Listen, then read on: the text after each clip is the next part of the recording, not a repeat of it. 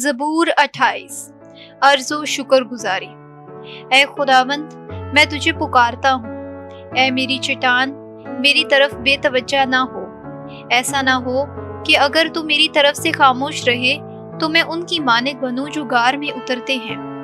تو میری منت کی آواز سن جب میں تجھے پکاروں، جب میں اپنے ہاتھ تیرے مقدس ہیکل کی طرف اٹھاؤں۔ مجھے ان شریروں اور بد کرداروں کے ساتھ گھسیٹ نہ لے جا جو اپنے ہمسایوں سے میٹھی میٹھی باتیں کرتے پر اپنے دل میں بدی رکھتے ہیں۔ ان کے افعال کے مطابق اور ان کے اعمال کی برائی کے موافق ان کو بدلہ دے۔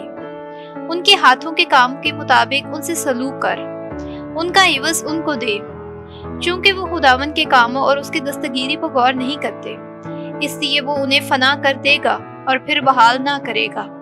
خداوند مبارک ہو، کیونکہ اس نے میری منت کی آواز سن لی ہے۔ خداوند جو میری قوت اور میری سپر ہے، اس پر میرے دل نے توکل کیا ہے اور مجھے مدد ملی ہے۔